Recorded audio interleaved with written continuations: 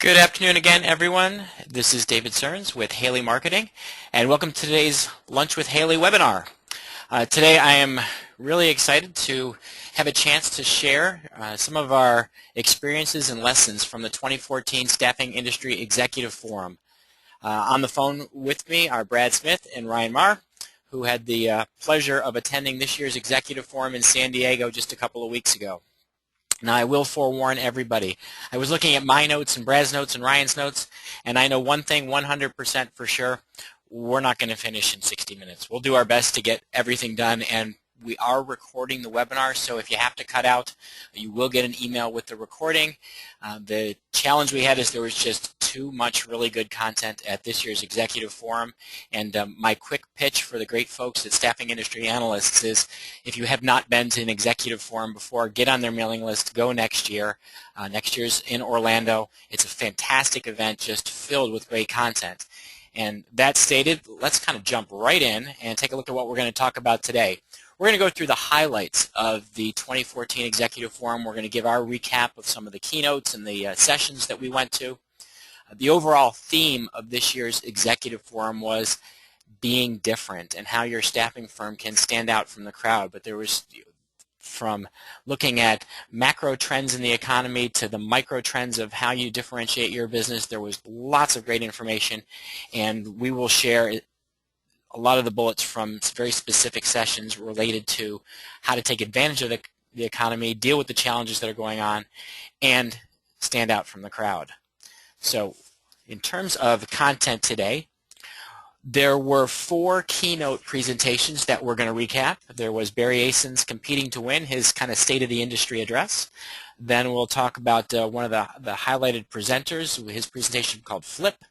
Then many of you may know Guy Kawasaki. His presentation was The Art of Innovation. And finally, we'll wrap it up with the presentation on fiscal reality from economist Alan Beloo.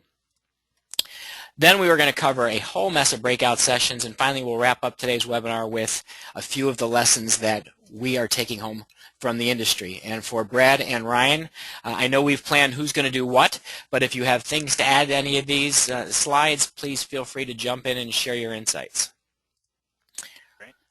All right, starting at the top, the session actually opened with a 2-hour presentation on the Affordable Care Act, and all 3 of us went and sat in that presentation, and there's some notes we have in the follow-up lessons learned, but we decided not to cover that session in today's recap because there was just too much information, and candidly, all 3 of us walked out with headaches and didn't want to think about it again. So we're going to jump into the good stuff, and we'll talk a little bit about ACA at the end. Now, Barry Ason does his annual State of the Staffing Industry, and this year it was entitled Competing to Win. So some of the key things that Barry presented. Right now we're seeing moderate employment growth in the U.S. staffing industry. Some really good numbers, though. Temporary employment is at an all-time record level of 2.8 million workers, which represents an 8.9% year-over-year improvement. 2007 was the last peak, and now we have surpassed it. This is the all-time best.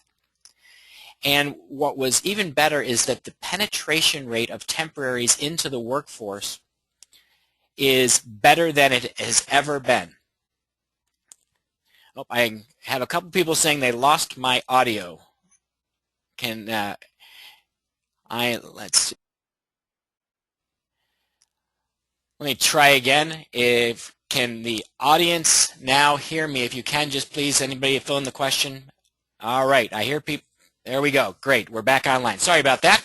Something must have happened with my microphone. Okay, we were talking about the U.S. penetration rate of staffing being at an all-time record, up to a little bit over 2.03% of the workforce are now temporary employees, and that was up from 1.3% that had fallen down to in 2009.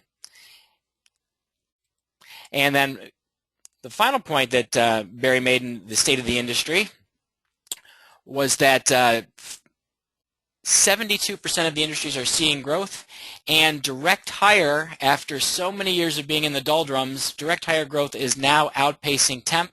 One of the recurring themes at Staffing World is stop believing what you see on the news, because what they're reporting is not matching the reality of the economy, and the information about the lack of jobs based on the data from staffing industry analysts simply is not true. Now, what Barry went on to next is saying, looking at the near term, what are the keys to driving your staffing firm to being more successful? So in the near term, number one is to look at the fact that the industry is professionalizing. There's been a dramatic shift to more professional level staffing services, and now professional staffing is 54% of the total. IT now represents 23% of the staffing industry, which is greater than light industrial at 28%, and office has dropped down to 18% of the industry. So if you're in the industry today and you're not doing any professional staffing, you might want to take a hard look at it, because that's where the growth is occurring. Technology adoption, some interesting things. The last several years at the Executive Forum has been a lot about the growth of VMS technology, and it looks like, at least in large buyers of staffing, VMS has leveled off at about 60% to 67% of the large buyers use a VMS to buy staffing services.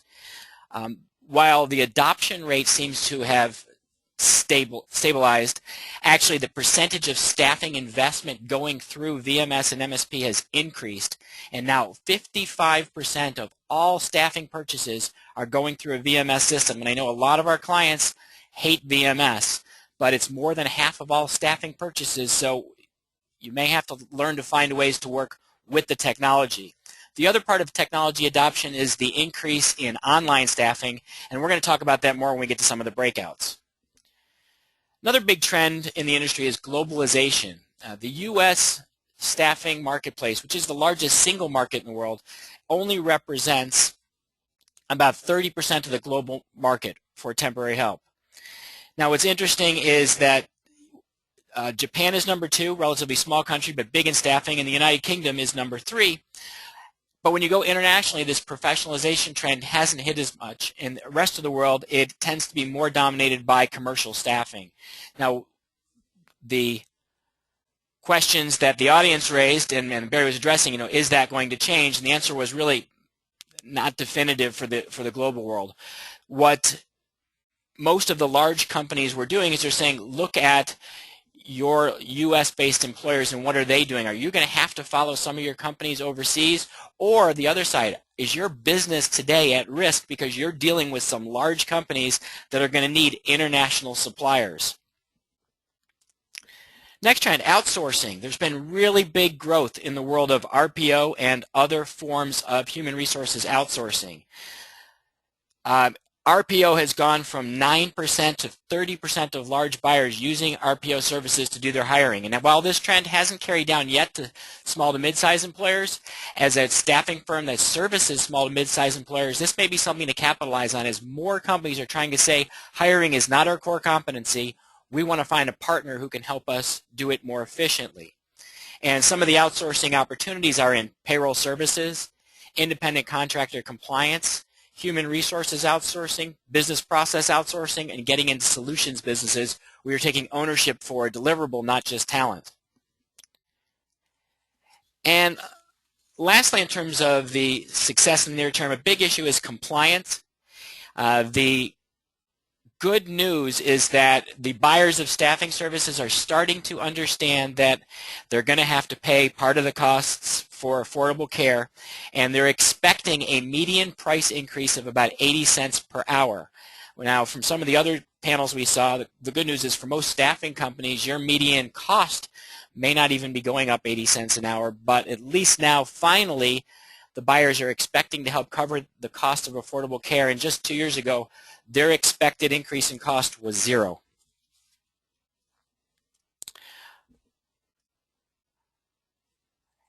All right, so in terms of sharing, as I mentioned, the buyers are expecting to pay the 82%, and Brett, I think you had some additional information on this.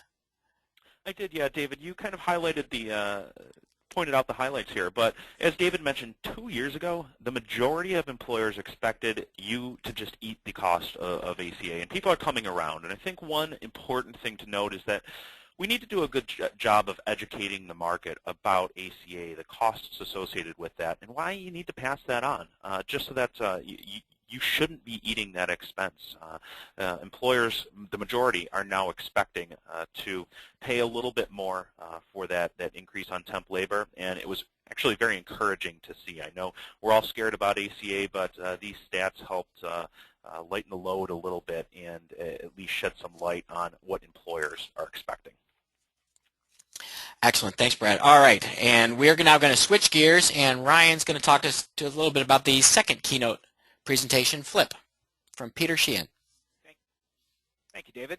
Yeah, so Peter Sheehan delivered the keynote here. He's the founder of Change Labs, and really wanted to share his insights from across industries with how do you respond to change and chaos when there's so much change going on out there without adding to the chaos. And thankfully, a lot of his insights were directly relevant to the staffing industry. Just want to point out what his bullets were, if we can bring those up. And the first one I'm going to dive into is about questioning assumptions before you begin strategic planning. So don't just dive right into your plan. He gave two great examples. Just quickly, 7 years ago, a top media mogul from, I believe, the biggest satellite company at the time said broadband wouldn't be fast enough to stream video before 2015. And another example he gave, AT&T predicted that 900,000 cell phones would equal 100% of total market share once that market matured. And the point Peter was making, beyond the obvious that those are really expensive assumptions to hold for those companies, business leaders as a whole have a historical lens bias. They see through the past, and that conditioning creates the underlying assumptions that stand in their way. So three things he sees blinding executives today. One, being addicted to their existing business model. Two, their personal outlook as to whether the changes that are happening are a threat or an opportunity. And in staffing, you can think of how you perceive personally MSP VMS growth, online staffing, the Affordable Care Act. Are those threats? Are they opportunities? And third, something that gets in the way with the assumptions, accepting market-defined attributes for competition. So he gave the example of the Sony PlayStation and Microsoft Xbox. They thought they had their industry defined. They were targeting that young demographic of players, and they fought for that. And then all of a sudden, Nintendo comes out with the Wii, and now we see seniors bowling with one another in nursing and retirement homes. They greatly expanded the market because they more than tripled their sales compared to those two competitors by not subscribing to the same definitions as their rivals. So next is seek clarity and alignment. You're going to need a clear focus and get everyone aligned to what that focus is. And I'm going to dive more into that on the next slide. The third point he made was take intelligent risks. So if you can identify parts of your market where you can experiment a bit and not expose all your folks to radical change, but test things out and see what's working. That's a requirement to differentiate. And then actively reposition and increase the collaboration that you have both with partners and with your clients. So to kind of dive more into alignment, I want to go to the next slide here and talk about what Peter called the wedge. This is one that I find highly relevant with the conversations we have with virtually everyone in staffing and recruiting. There's really three ways you can go. Once you've identified those underlying assumptions, you apply a future-focused lens to them. You can go one in three directions. You can either, one, make the niche play like Apple did in computing. Narrow focus, you have clear expertise, and you're able to get higher margin business because of the value of that expertise. You have really meaningful differentiation because no one else has that laser focus. Apple only has a handful of products. We think of them as so ubiquitous, but they only make a few things, and they're incredibly good at it.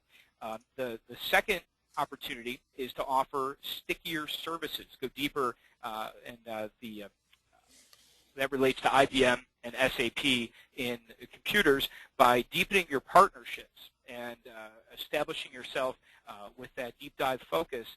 That's another way to differentiate from your competitors. And then the third example, staying with the IT examples here, is to be like Dell and go after greater volume. So if you're able to execute and compete on price and speed, That's a phenomenal differentiator. Very hard to do, but for those who do it well, there's great opportunity there. So the critical point here is you really have to pick one of these, and that's the laser focus. You know, everyone that's caught in the middle, Peter used a great analogy. They're in the land of the boiling frog. And if you haven't heard that before, you know, the idea that a frog won't jump out as the temperature slowly rises, but and it will stay in the pot until it's too late, boils over. So those that clearly establish themselves as going in one of these three directions, they're going to be out of that pot. They're going to be able to win the business based on what they offer, and those that haven't will find themselves slowly losing the ability to compete for that business. And Brad, I believe you've got an additional takeaway from this keynote here. Yeah, and actually, Brad, before you jump in, I want to add a couple of points just for everybody today. As we go through some of the breakouts, you're going to see some examples of companies that talked about how to go niche more effectively, particularly when we talk about selling IT staffing. You're going to see examples of companies that are looking for stickier services by expanding the range of what they're doing into something referred to as total talent management. And then you're going to even see how to play nice with the VMS and MSP to deal with the volume. So pay attention coming up. You'll see how all this stuff applies to staffing. Yeah, great points, David. One of the other takeaways that I took from Peter's session was, regardless of what strategy you choose from that wedge, Ryan laid out those three different options in the wedge. In each one, you need to look at how you can streamline and eliminate waste. And Peter shared a great example, and it was from the healthcare industry. In the U.S., the average cost of open heart surgery is roughly $50,000. It's pretty expensive. However, in India, there's a doctor by the name of Dr. Shetty who has completely revolutionized the approach to open heart surgery, and they likened it to an assembly line. So very specific, skilled practitioners are doing specific parts of the surgery, and the outcomes are better. They do twice the amount of surgeries, the outcomes are better, and the cost is a fraction of what it is in the U.S. And Peter summed this up by a joke, which I thought resonated pretty well. He said, what's the difference between a U.S. heart surgeon and God? The punchline is God doesn't think he is also a heart surgeon. And what he was trying to drive home is that sometimes we get caught up in being the best. We let our ego get ahead of us. We get attached to our internal processes because that's the way we've always done it, and that's how we do it here, and that's how we built this company, and that's how we're successful. And unfortunately, if that's your approach, if that's your take, you're going to get in the way of innovation. So the takeaway, again, is don't let your head get too big. Don't be afraid to innovate. Don't be afraid to try new things. We hear from people all the time that they're afraid of VMS. We're hearing from people now that online staffing models are a fad and they're going to go away. Well, they're not. Okay, they're serving a specific purpose, and the companies that are using those tools are innovating. They're creating a new market. They're building market share. So again, don't be afraid to look for ways to streamline and eliminate waste and try new things. Great. Thanks, Brad. All right, and speaking of innovation, the next keynote that we had the pleasure of getting to see was Guy Kawasaki. Many of you will know Guy's name because he's kind of a guru in the world of social media, also an ex-Apple guy. He made some really good jokes at the expense of Microsoft, which I was actually the unintended butt of, but since I still one of those people on a PC, and yes, I occasionally even use IE, or more than occasionally. But let's talk a little bit about Guy as he taught us how to approach creating more innovation in our company. Now, I loved Guy's presentation.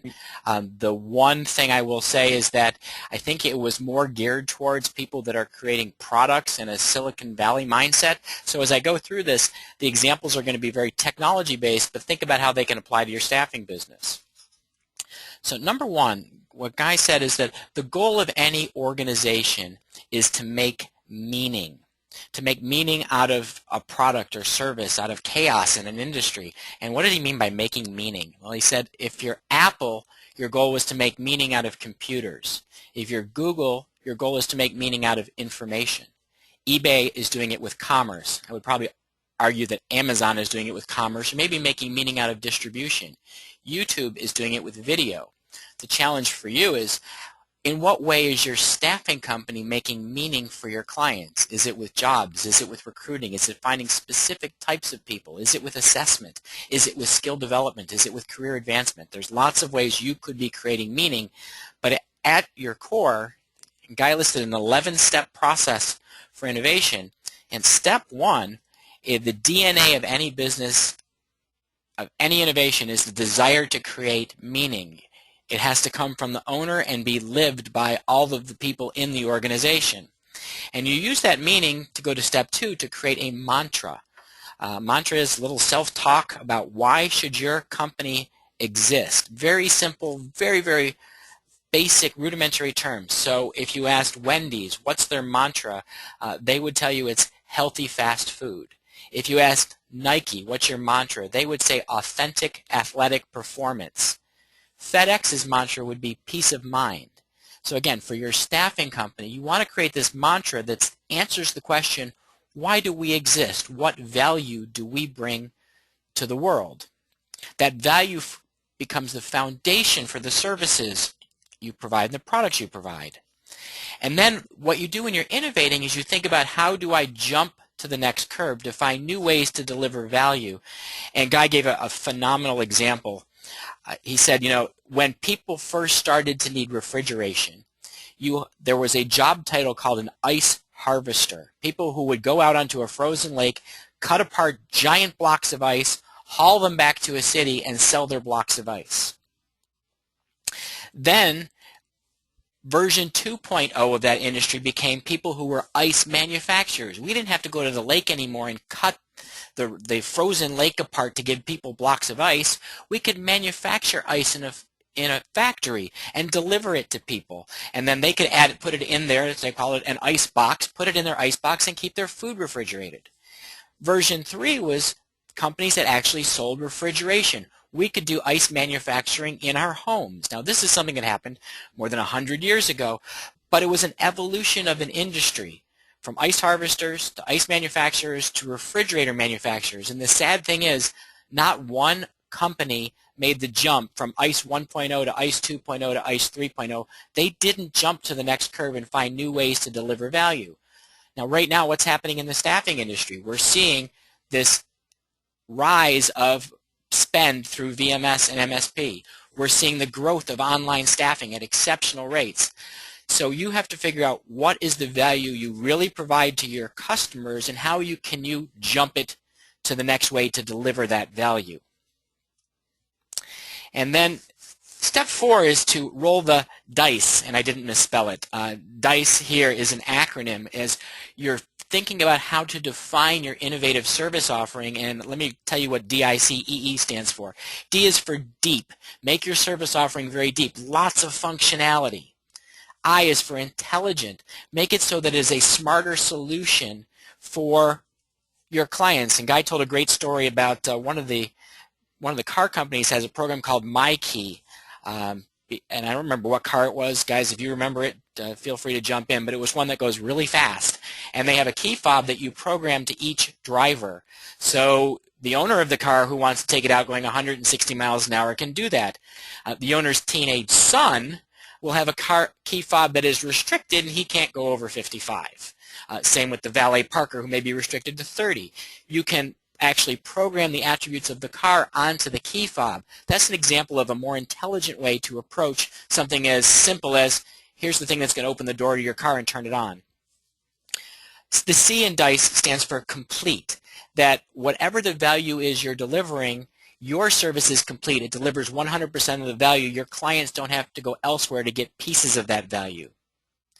E is to make it empowering, to make it so that the service you deliver makes you a better person for delivering it. And the final E is to make it elegant, so that the interface design, and this is where it became very software-esque, the interface design is very elegant, but you can think about not the interface design, but the service experience as being very elegant, very streamlined, very efficient. It's going to come through your website. It's going to come through how your offices are laid out, your application process, but you want to have an elegant process for servicing your clients and candidates. And that's step 4, creating your innovative idea. Step 5 I loved. Don't worry, be crappy. his point was, stop fretting about being perfect when you roll out a new idea, and instead focus on get it out there, get it good. Good is good enough, and see what the market has to say. Don't wait for everything to be perfect to get started. It's okay to be imperfect and get feedback. Step 6, something Guy referred to as letting 100 flowers blossom. And what he meant by that is, when you launch an innovative idea, you don't know how the market's going to react. So take your best shot, get it out there, and see what happens. Your customers may take your product and use it in ways you never thought of. They may use your service in different ways than you ever thought of. That's okay. If the marketplace takes an innovative idea you have and turns it into something new and better, as long as they're buying it, that's fine. You go with what the market wants. Don't be locked into, it has to be what I envisioned on day one. This is more about rapid innovation and change than it is a perfectly formulated business plan and product strategy.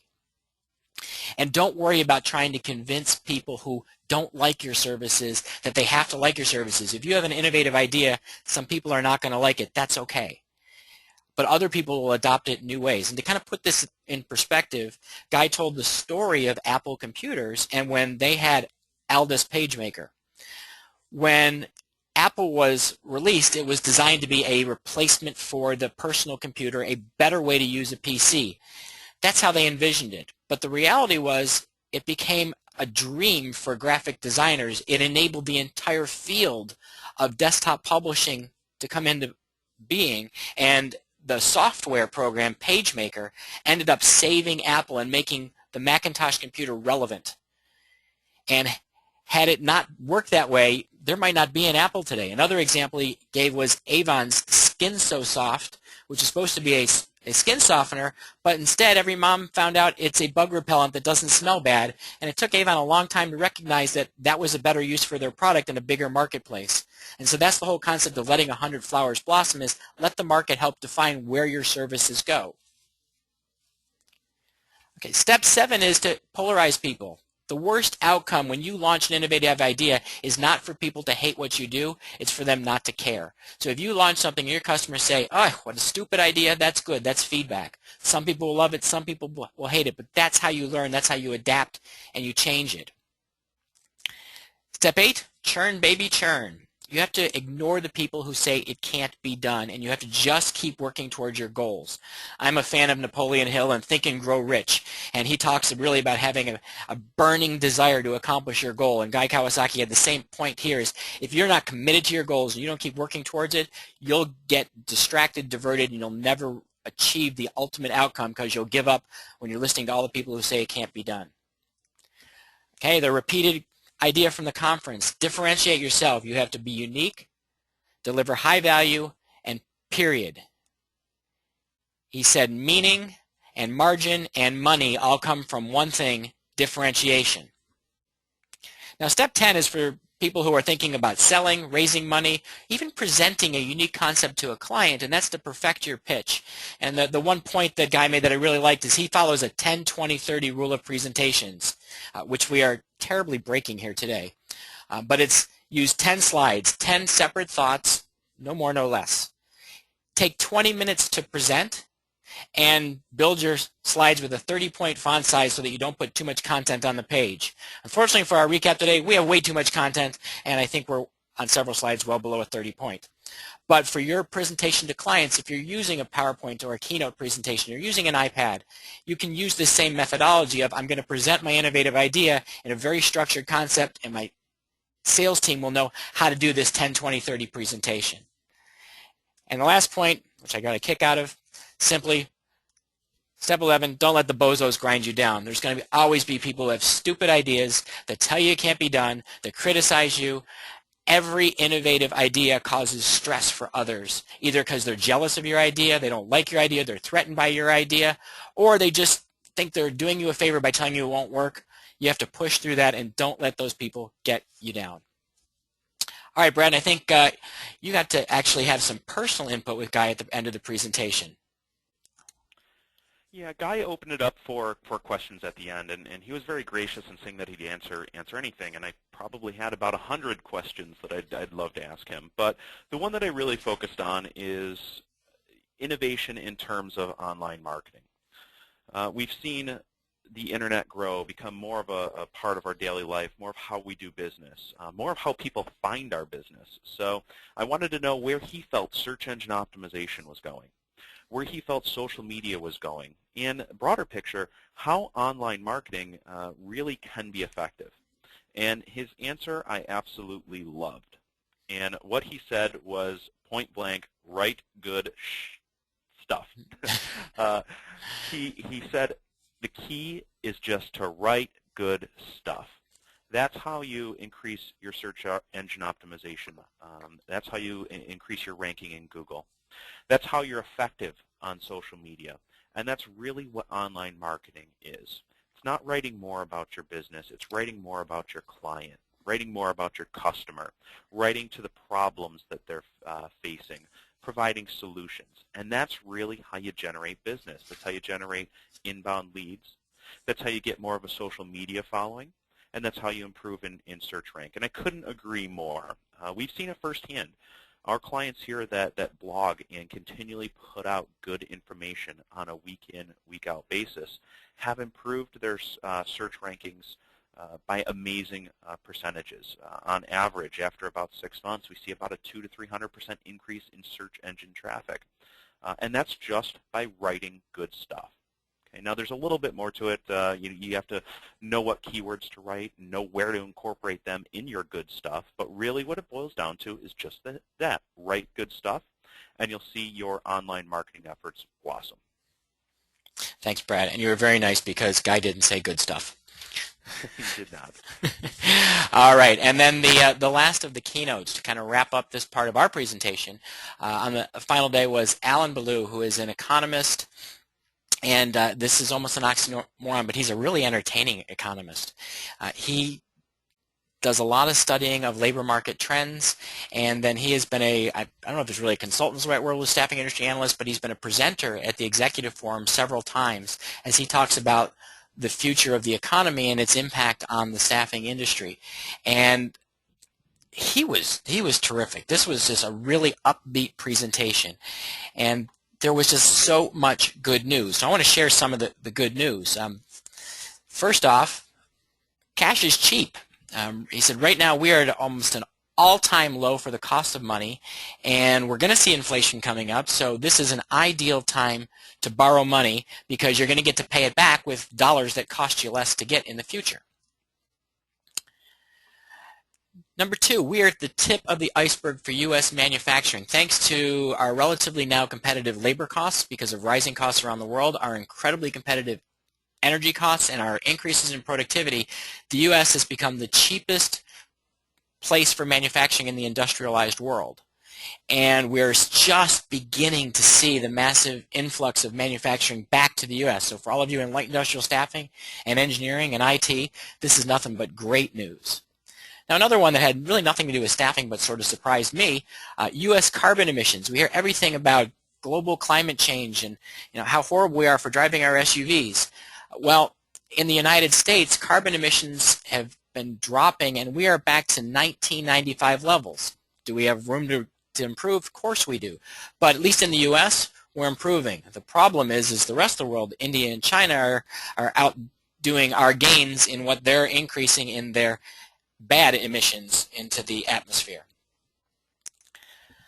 Another positive sign, consumers are finally saving. We're no longer a debtor nation the way we once were. We have the lowest level of default on consumer debt in 26 years. People are putting money away. They're also creating some pent-up demand to buy stuff. So that is going to be good for the economy and, again, good for people who have to put people to work. And lastly, our dependence on foreign oil is falling and energy is relatively cheap. There's lots of signs that the U.S. is going to be completely energy independent in less than 10 years, and I don't know what that means for Saudi Arabia and the Middle East, but it's good news for our economy, probably good news for Europe as well, as we go from being a net importer of energy to a net exporter. So, don't believe what you see on the TV. There's so much bad press and misinformation. The U.S. is doing very well right now, and Alan said, I am just astonished anytime I hear anyone anywhere talking about the fact that we're still in a recession. We are most definitely not. We're an economy, it's not booming, but it's in a very good shape. Of course, you know, any economist can't present just one side of the story. It's not all good news. Right now, and you're seeing it, the lack of skilled labor is a real issue. We can't find enough people to do high-skill positions here in the United States. Average wages for production workers are on the way up, and this is going to be a hard sell to your clients who don't want to hear the fact that the wage rates they are offering to their employees aren't enough. They're going to, unfortunately, first push back, resist this. Eventually, they'll have to acquiesce and pay more. But in the short term, you're going to feel the pain as they're going to push your margins to try to avoid their costs going up. But you may use data from Alan's presentation or the Bureau of Labor Statistics to start to demonstrate to people you got to pay more if you want to attract top people in your facility. As I mentioned, inflation is going up. Costs are going to rise because of inflation, and it's going to have pressure on your margins because costs are going to rise for you initially faster than you can increase bill rates. So you're going to have to work on efficiencies and other ways to protect your margins, because it's going to be hard to demand higher bill rates, because you're going to have some competitors who are going to react late and be willing to charge less because they're not paying attention to how their costs are going up. And lastly, this moderate growth we're seeing, well, the bad news was it's going to stall later this year. And it's not going to peter out. He's not predicting a full-fledged recession, but a slowdown in the growth that we've had in the second half of 2014 through the middle of 2015, mostly caused by increasing costs, a lot of it due to our favorite friend, the Affordable Care Act. He said the Affordable Care Act is not the worst thing that's ever happened to the U.S. economy, but every other thing that happened to the economy that was worse was a temporary increase in costs, and ACA is permanent.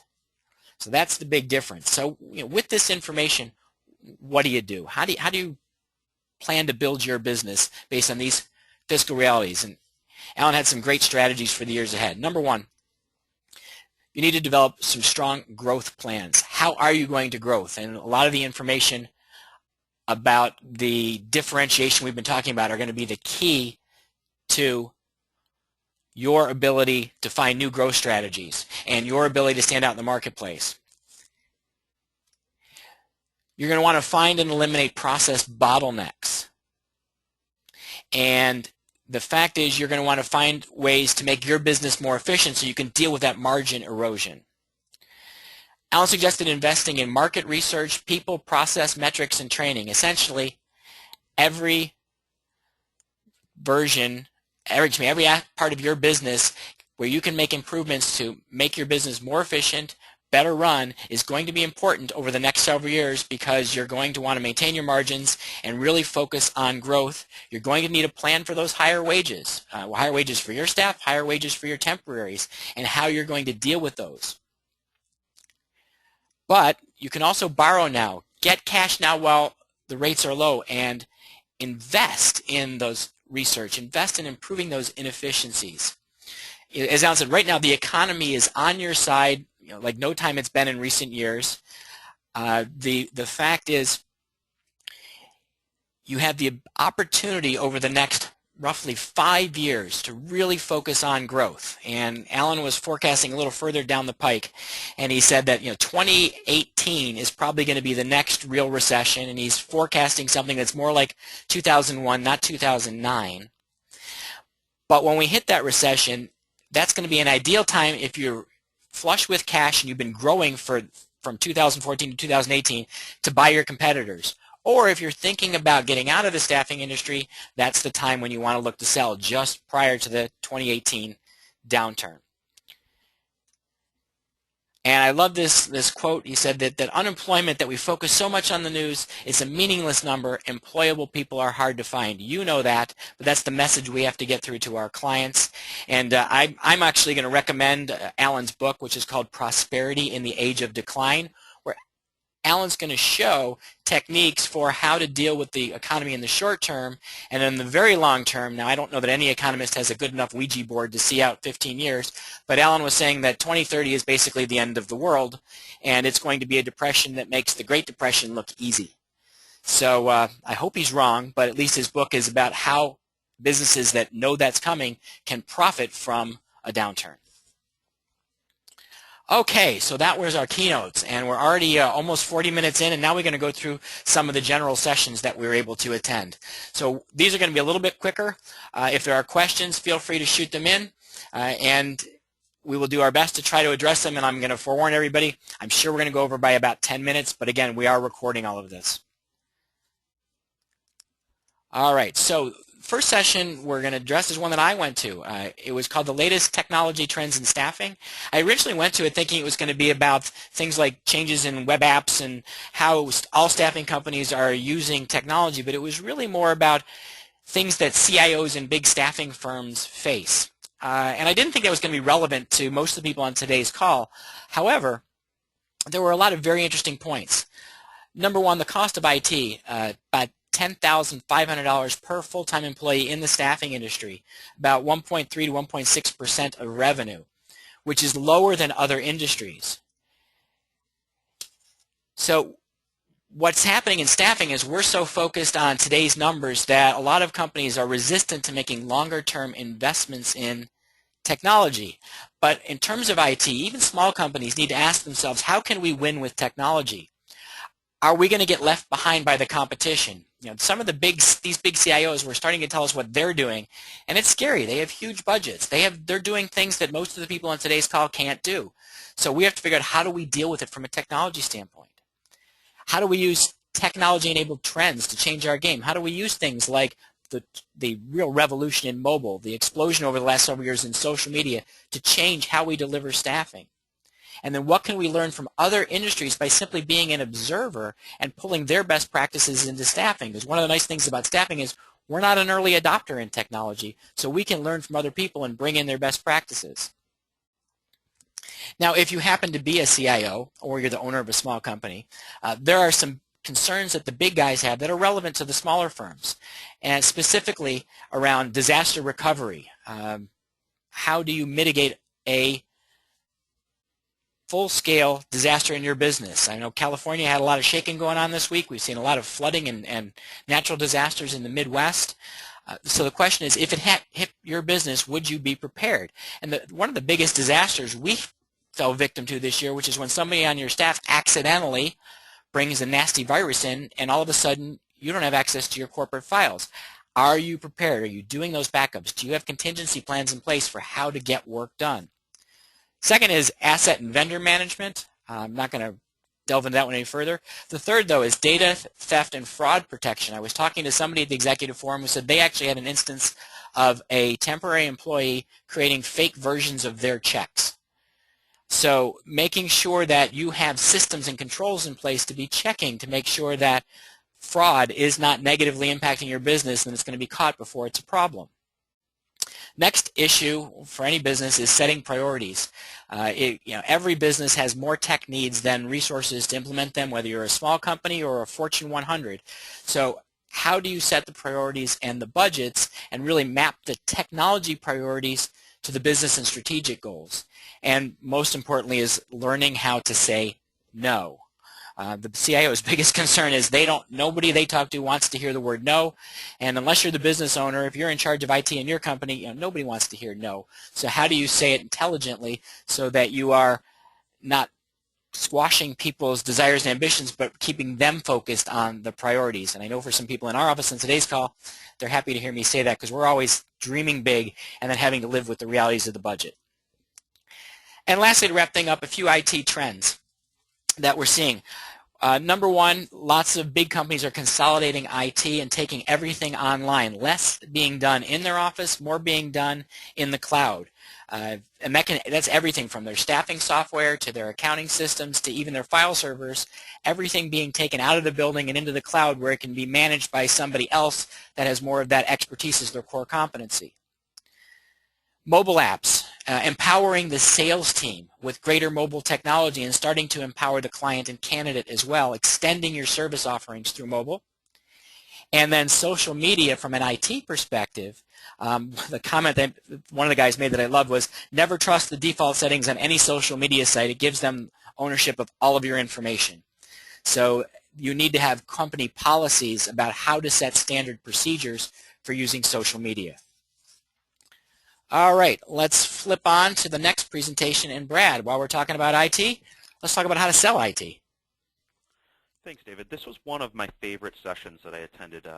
SIA put together an absolutely great panel, and it was a mix of buyers of staffing services and then also the CEO of an IT staffing firm, Acraya. And they shared some great insight into, on the buyer side, really what they're looking for. And what's interesting is the buyer from Qualcomm came out and said point blank that if you come to her and you say that you can fill a variety of IT roles, you can fill everything from a programmer to a data analyst to a C++ professional, she's going to laugh at you. She's not even going to give you a second thought. The people that she does talk to, the ones that do get a chance to come in and present their case, are the ones that specialize in a niche area. And I know we've mentioned this a few times, and we're going to mention it a few more, but picking a niche and doing something great is a way to get your foot in the door, especially in the IT space. The CEO from Acraya came out and said, you know what, we don't hire recruiters. We hire practitioners. And really what he does is focus on bringing in engineers, bringing in somebody that already knows the craft, because it's a lot easier to teach an engineer how to recruit than teaching a recruiter how to be an engineer. And engineers, IT professionals, they speak a different language. If your recruiters don't speak that language, if they don't have practical experience in that, the end buyer is going to see through that, and they're going to pick somebody else. The third point, and this was something that a LinkedIn buyer brought up, is that they're looking for a staffing firm to come in and actually craft their intake, use their intake process. So LinkedIn has a very specific candidate intake process. They're very big on the candidate experience, from the minute they submit a resume to the job offer to the first week or month or year on the job. They're very, very specific. And that's because people that have gone through their intake process stay longer at the company, perform better, and are more productive. Okay, so they have a very defined process, and they want a staffing firm that's not afraid to come in and use that process. And the last point, the last takeaway here, was that MSPs actually can be your friend. And we hear a lot that staffing firms hate MSPs, right, because they're cutting your margins. They're not very profitable. And they're not if you use the traditional model. The CEO from Acraya came in and said, you know what, we've changed our model, and we've grown exponentially because of it. So instead of investing in salespeople, instead of hiring salespeople to go out there and generate leads, generate orders, they've switched the focus a little bit, and they've invested more on the recruiting side. Now, I'm not saying, please don't take this as you need to go fire salespeople. That's not it at all. But it's just looking for ways to do things smarter. So they've actually partnered with MSPs. They've cut out much of the sales process because the MSP really is now their sales funnel. Orders are coming down. So they've looked at ways that they can streamline their sales and recruiting costs. By cutting sales out of the equation, they're able to take those lower markup orders, and they're actually more profitable. They've streamlined recruiting. They've become extremely efficient. And the nice thing about this is that the MSP noticed it. They've become a preferred vendor there, and the MSP has introduced them to 7 other huge global accounts. So they've grown their business from 0 to well over 50 million in an extremely short amount of time by changing their process, by being innovative, by cutting out inefficiencies, and by partnering with MSPs. Great, thanks, Brad. And I'm going to take it next to a session that I attended on improving gross margins. Now, I will forewarn everybody, the model that was presented here probably won't work for most of your sales, but there are times it's appropriate, so I'll do a quick recap. Rule number 1, there's only 2 ways to improve margins. You can raise your prices, you can cut your costs. Very simple, there's no other way to do it. But the goal of pricing, according to the speaker, was to maximize the spread on each individual order, and that's where I'm not sure this workshop was relevant for everybody. But there are situations where this would be very handy, particularly for difficult to fill positions, potentially different versions of executive recruiting rather than one size fits all, thinking about how do I really differentiate each order to charge appropriately. In the industry, there are several common pricing methods on the temp side, bill rates based on job titles, quoting similar jobs at a similar rate, taking your bill rate and divide by a markup percentage to get to the pay rate, or determining a fair pay rate and applying a markup to get to the bill rate. Those are the four most common pricing methods. The speaker talked about something he referred to as a pro-pricing method, which was really about expanding the opportunity to get a higher price and I really didn't like this part, pushing down on the pay rates to get to a lower cost. And he talked about how to take a world-class job order so you really, truly understand the issues and hot buttons of the client. So you understand what they need, why they need this person, the impact of having the position filled or not filled, the impact of quality, the scarcity of the candidate marketplace. And then when you're negotiating with the client, you negotiate the price independently of the bill rate and stop worrying about the spread, the markup to negotiate. So first you try to push the asking price by focusing on everything you're going to need to do to fill this order and figuring out how far would they go for the ideal candidate. If they tell you I'd only pay $50 an hour, would they pay 51? Would they pay 52? It reminded me a little bit about haggling for a car, but the speaker was saying, there's a lot of opportunity where people will pay more than they'll state that they're willing to pay if you can provide the right candidate. And you're trying to find that number prior to sending any submittals. And then on the pay rate side, you want to do that as a separate transaction working with the candidate. What's the ideal candidate want for this position, and can you find a candidate that's as good for less, or are there reasons that a candidate might accept less because this job is so desirable? So you're trying to push that pay rate down to create a bigger spread. The key is to know your talent inventory, know your marketplace, and then when you get to presenting the price, present your range and shut up and wait for the other person to speak, because whoever speaks first in that negotiation loses. So as I said, I didn't love the process, but for some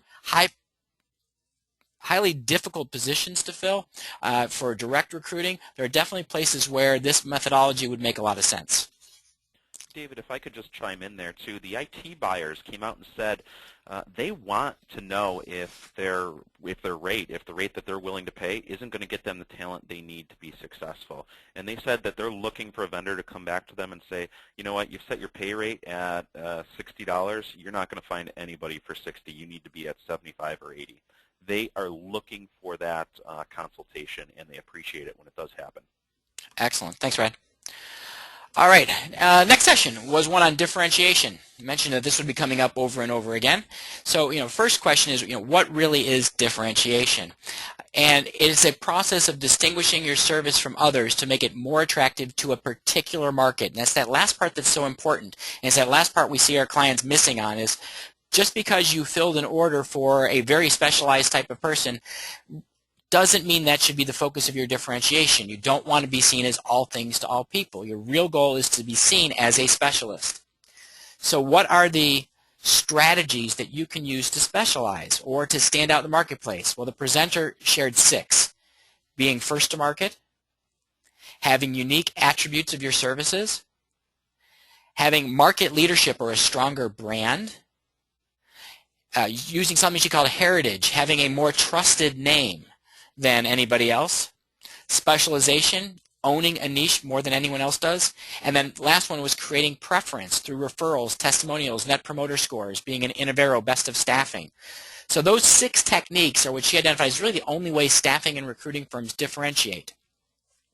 Now, for your company, how do you create that differentiation? Most of the presentation then went through in a lot of detail how to do a SWOT, S-W-O-T analysis, which probably everybody in today's call is familiar with, but what I really liked about the speaker's approach to SWOT is she didn't just do strengths, weaknesses, opportunities, and threats. She took it to another level by evaluating SWOT against what she called the 4 C's, and she did strengths, weaknesses, opportunities, and threats each against market conditions, that's the first C. Understanding what you do for your clients, the second C is clients. The third C is understanding what you do for your candidates. And the fourth C is understanding how you compare to the competition. So now look at SWOT against the market, your existing clients, your existing candidates, and the competition to determine where are your real opportunities to stand out. And what you do with this process is you isolate 2 to 3 things out of this entire analysis that you really can do better and defend.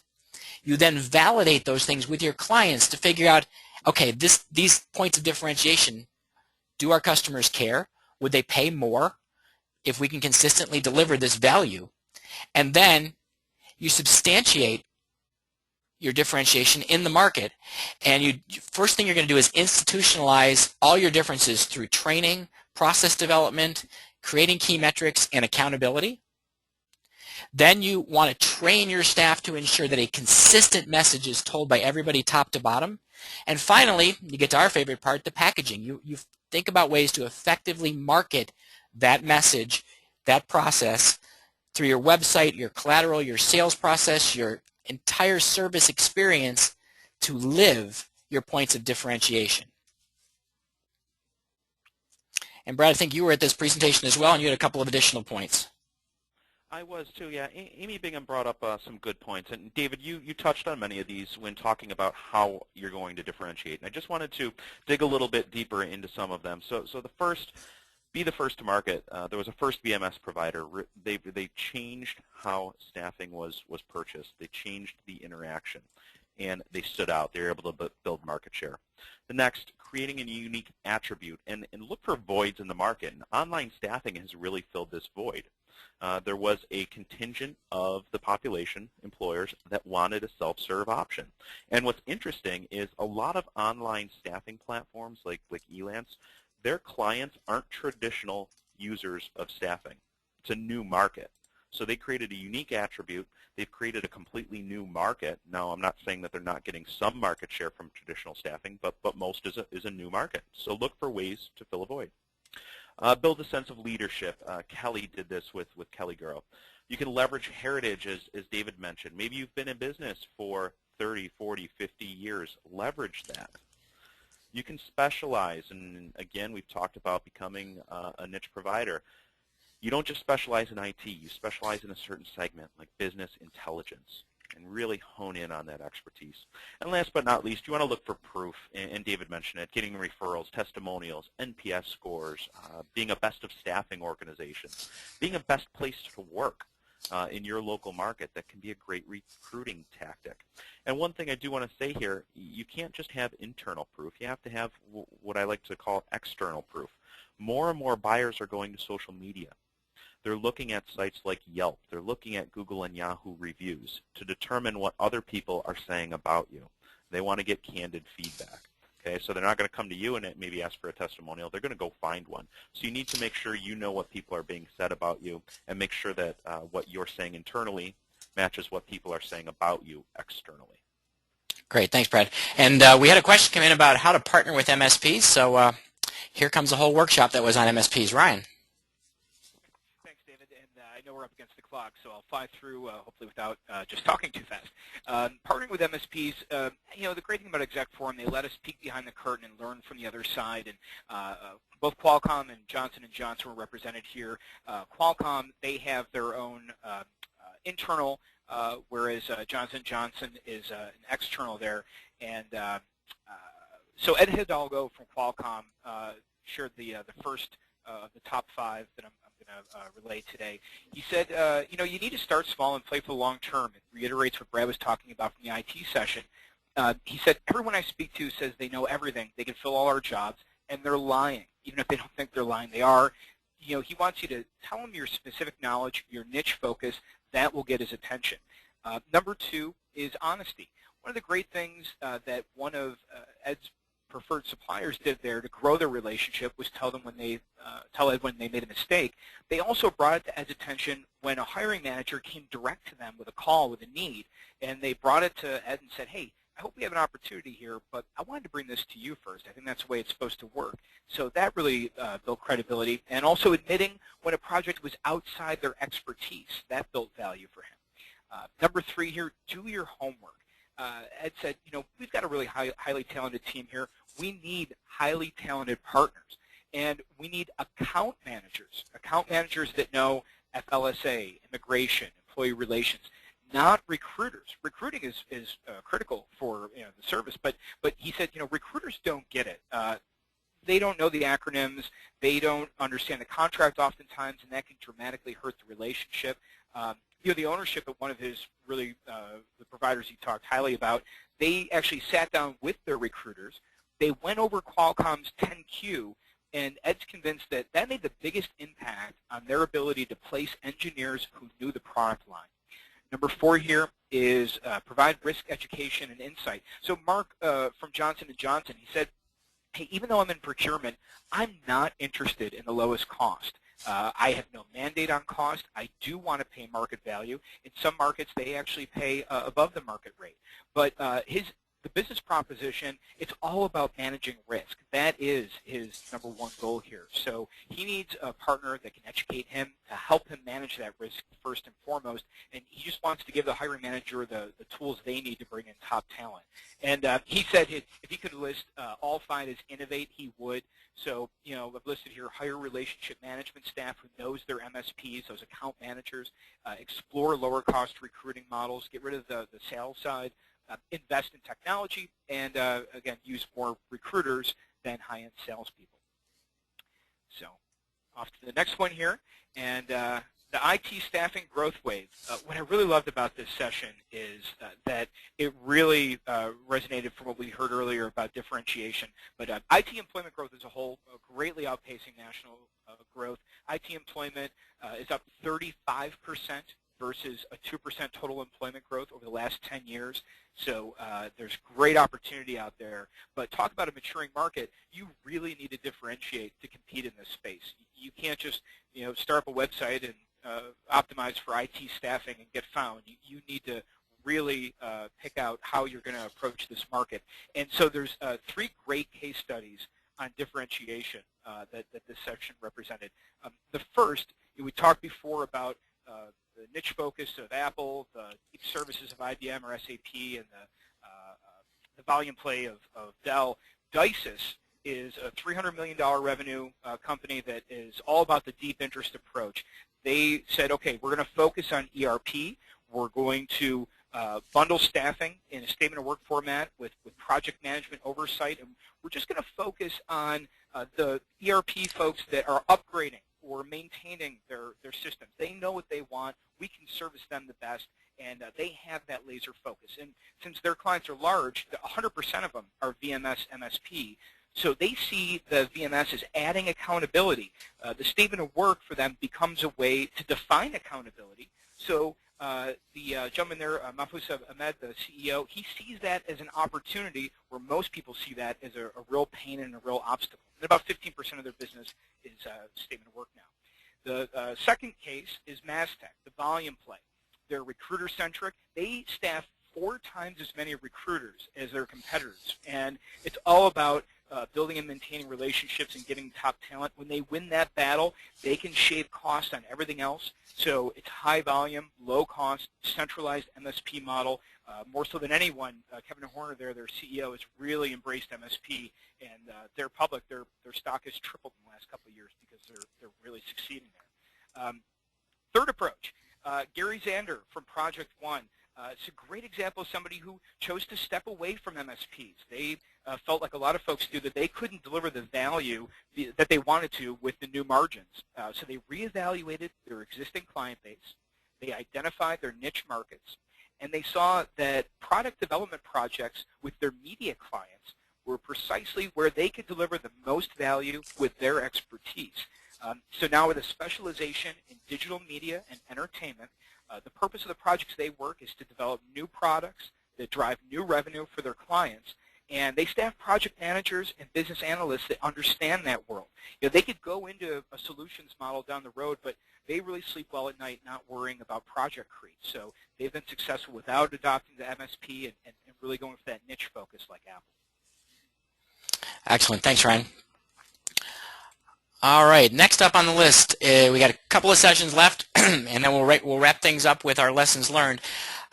Great session about the trends in online staffing, and it was a panel talking about the fact that we've now entered the 3rd stage of online staffing. And online staffing began with freelance marketplaces designed to serve small business. It then began to diversify into vertical markets and even some on-site work. And today we're seeing that the 3rd stage is the extension and integration of platforms working in conjunction with other platforms and working in conjunction with staffing firms. So in this panel, one of the questions that was asked was, what brought you into the world of online staffing? And it was fascinating. Some of these companies said, we're using it as a way to do talent acquisition more efficiently. Others are saying, we're using it to capitalize on a segment of the marketplace that we never could have gone after because it wasn't profitable for us. Another one was saying, we're using it to increase the value to our MSP clients. And the last one saying, we're using it to build private talent communities. So these were some big staffing firms talking about very creative ways to marry their services to online staffing to create new value for their clients. So some lessons that they've learned. Number one, the first company, rather than building their own technology, partnered with an online staffing platform, and the first thing they learned was it's hard to get the candidates to participate. They thought that all of their current employees would jump right in because of these job opportunities, and less than 5% did. So they learned it was going to be a marketing effort on the candidate side to get the candidates to understand online. Another lesson learned is this is something that is a threat to a portion of your staffing business, and you got to bring it to your clients before somebody else does. They've also learned that online staffing in some cases can improve recruiting efficiency. And a good way to vet candidates for RPO services is the way one firm used it. It also provided a benefit they didn't realize is they could now do fulfillment for very short-term projects with short lead times that it wasn't effective for them to recruit for in the past, and that they would have just bypassed that revenue. They're also finding that there are ways to integrate the online staffing platforms into recruiting to eliminate steps that are non-value adding in the recruiting process. And ultimately, the tools are helping to weed the talent pool down to save recruiters time and creating talent clouds either that they can use internally or for specific clients to give them, again, a whole new way to work with their customers. As for the future of online staffing, different folks had different views. Some people just saw it taking over a bigger chunk of the staffing industry. Other people said we're going to see consolidation because these online staffing companies are tech companies. They are going to enhance the staffing business. They're forcing staffing companies to focus on what really drives value, building real talent communities with whom you have a relationship. And I kind of was chuckling thinking about this. It's almost like the old Little Black Book of old, except for now your Little Black Book is the talent community you build and nurture with your online community. They also see online as going more specialized, as you'll see niche sites for people with specific types of skills or backgrounds. And then compartmentalization, as we see online staffing taking over pieces of the recruiting process, and almost to that earlier example from healthcare of the heart surgeon doing things in an assembly line fashion, doing the same thing with recruiting in an assembly line fashion, and thinking about what parts do we need internally and what parts can we partner with an online staffing company to do. All right, next up, popular trend, big data. Yeah, this was another interesting session that talked about reporting, how to use big data, how to use analytics to approach the market more strategically, approach your client base more strategically. The first thing that all of the panelists suggested was looking more closely at your ATS and your CRM and looking at your dashboard, having the right analytics at your fingertips. And what they said, and they repeated this over and over and over, you have to look at the right metrics. Too many companies out there are focused on looking at just total number of placements or looking at markup. And that's not really giving you a good indication of bottom line impact. And one of the panelists shared the example that they had a group of positions that they frequently filled. They thought they had great markup, great margins on it, and it was a very established book of business. When they sat down and really analyzed this and looked at overall recruitment spend, they found that in some cases they were even losing money on these placements because they had to devote so much time and resources to recruiting these individuals. So it made them completely change their business model. So examine recruitment spend, look at the bottom line, don't focus on placements, and don't just count resumes. Look at recruitment cost to placement. You're not looking at recruitment cost to just get in candidates. You want to see the candidates that are placed, and it can help you really refine your recruitment strategy. Yeah, and there's another session that I attended that we didn't include in today's overview, just about how to use big data within your own staffing company and create analytics around recruiter and service coordinator performance to identify proactively likely client attrition. It was absolutely fascinating. I think I needed a PhD to follow everything that was being said, so that's why we didn't try to cover it during today's webinar. But that session and the one I'm about to talk about are just some of the reasons why, if you've never been to the executive forum, go next year.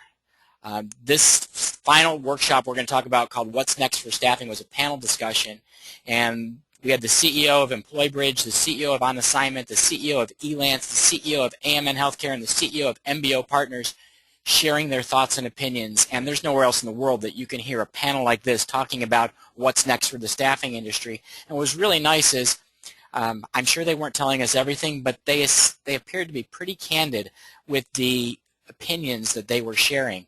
And I literally took 5 pages of notes at this one session, and because time's an issue, I'm just going to hit a few of the highlights. So what do you see the biggest changes occurring in staffing? And when they asked it to the panel, everybody got a chance to answer, but I liked the CEO of Elance, who said, we're going to see more fractional jobs, hiring people for just a few hours in a task and not a job. Fascinating view of the world, and of course he's the CEO of Elance, so it plays very well into his wheelhouse. But it is an interesting concept of, could I outsource tasks, not jobs? Second, how does staffing play in a world of direct connection? A lot of the brick and mortar staffing companies said, well, their local branches are going to continue to play a great role in commercial because you need to have that local knowledge and service.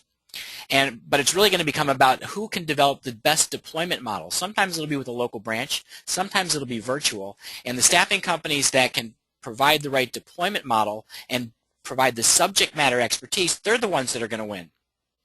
And then the lady who was CEO of AMN Healthcare said, technology is essential because in an industry like healthcare, you need to better connect your recruiters to your candidates. That's the company that's going to win. Third question that was asked, is everybody in the industry going to be an online staffing firm within 5 years? The good news was the guy from Elance, of course, said yes. Everybody else said no. But they kind of divided it. They said there's going to be a strong market for online. We're not all going to be there, but we're all going to have to think about how online is going to cannibalize part of our business or enhance our business, and how we're going to play nicely with the online world. But the online world has some gaps, usually in the vetting of talent and the knowledge about the specific workers, and that expertise will always be there for the traditional staffing firm. The question is, how will you deliver it? Will it be salespeople face-to-face and recruiters, or is it going to be all done online? That is to be determined. Next question, how do you feel about VMS and MSP? And the general consensus was those tools or services are actually very beneficial to the staffing industry when they're used to deliver strategic value to the client, and when they're used, as one of the people put it, as a hammer to beat up on the supplier. Actually, nobody wins. Yes, the employer gets a lower price, but long-term they get a lower quality workforce and lower productivity. And as staffing firms, we have to educate people that VMS and MSP are tools to create strategic value, and now it's really about right person, right time, right place, which staffing's always been about, but managing it more efficiently so you're getting the best person at the best cost, not just the lowest markup. What's next for service delivery models? A couple of people thought that staffing firms are going to have to evolve into more of a training function, and that we're going to need to see more centralization of services rather than everything being done at the branch level. Overall, the big guys were saying we need to get more sophisticated about our service delivery. We got to get better on focusing on quality and the right match, not the fastest and cheapest body. And I'm sure all the smaller staffing firms in today's call are, cheering, saying, yeah, we'd love to see the big guys get away from price. But really, it's going to be about, I don't think price is going to go away because that's how people want to buy. But we're going to need to think about how do we improve recruiting efficiency, service delivery efficiency, and ensuring performance metrics. In terms of that training, the question was asked, how far is staffing going to go in the enablement of talent? And the general consensus was most staffing firms aren't going to get into the training business, but they're going to need to find people who are in the training business and look for partnerships. In terms of what is the most important strategic goal for the people on this panel, number one overall was technology, and understanding where technology is going and how it's going to impact their business, what their competitors are going to do with it, and what they're going to need to do to adapt and get in front of the competition. And lastly, how do we get our frontline people to be real talent consultants? Because everybody was saying they're going to need to have that skill. Nobody had a really great answer on that one, but the panel talked about the fact that as an industry, we're absolutely evolving. We need people with more digital skills, people who can interact online. We need to hire the right people and create a culture and system to retain great folks and then give them the tools they need to be successful. And then get our internal people more in tune to our clients' businesses and the challenges our clients are facing and the skills they need. Okay, wow, I know we're already at 3:15 and we just got through all of the sessions. I told you we were going to go over. There was a lot of great stuff.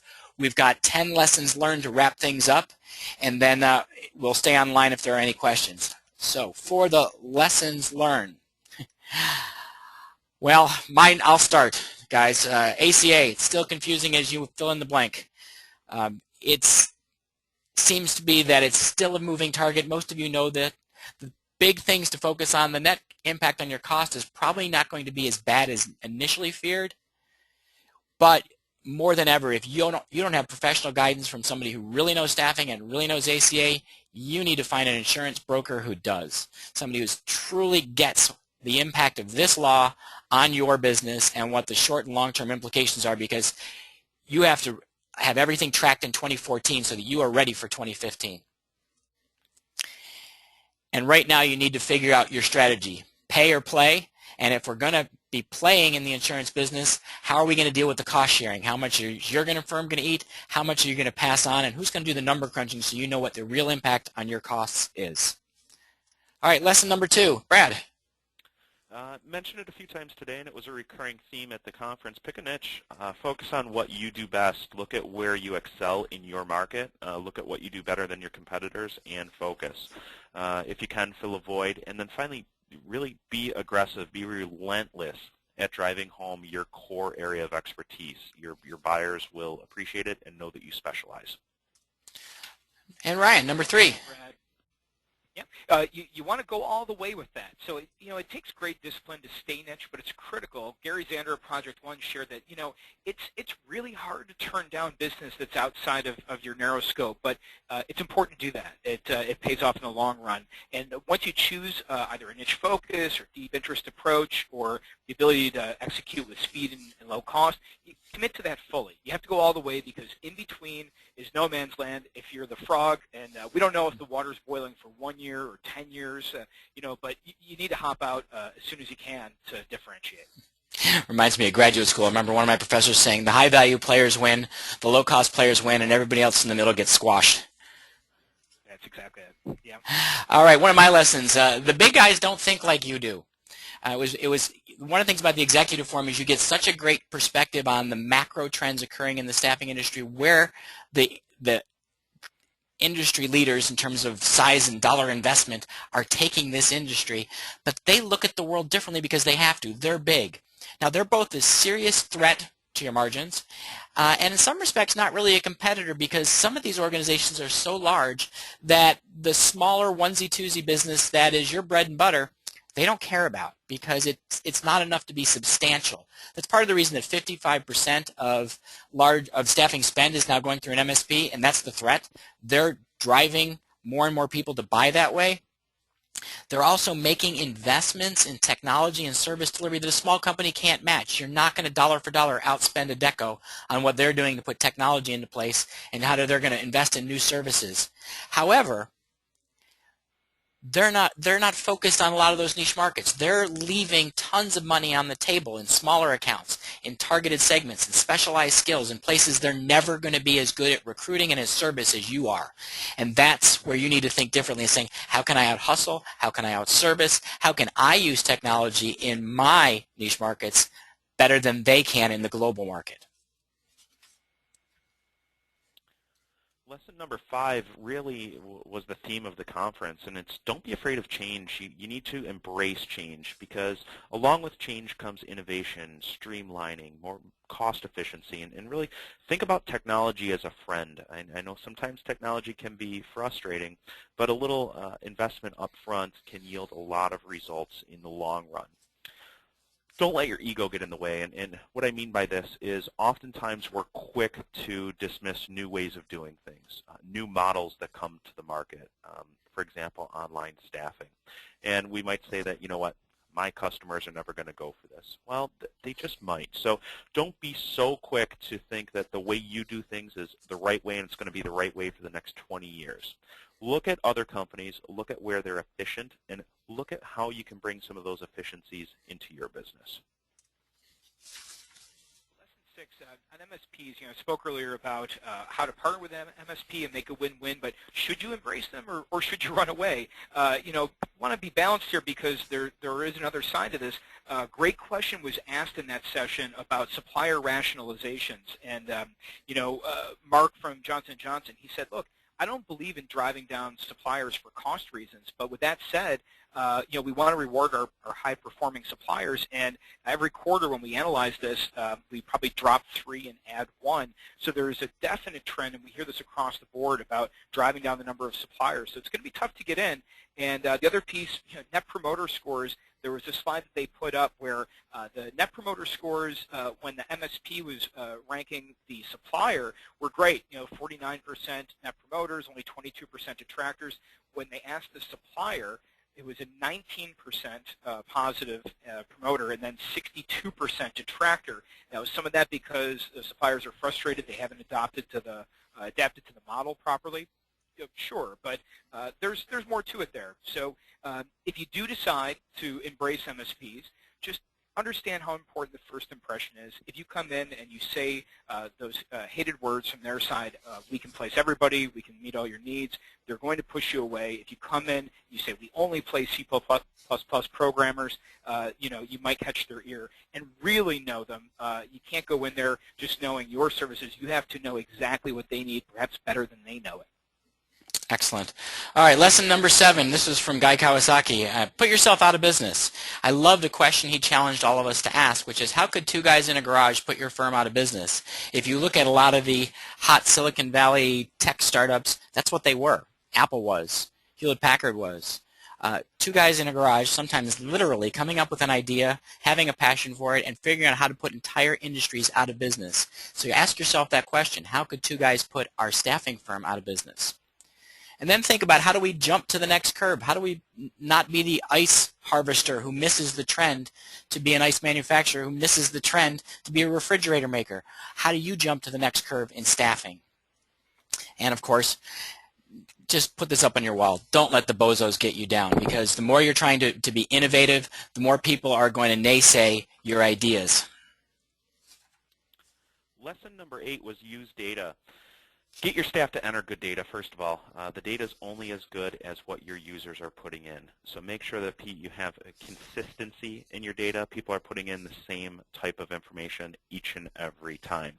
Data can really be the great equalizer. It can help you beat your competition to the punch. It can show you where the market is heading so that you can get there and you can recruit there before your competitors. Data will even help you to find your core area of expertise. I shared that example earlier of a book of business that seemed profitable at the top end but was costing money at the bottom end.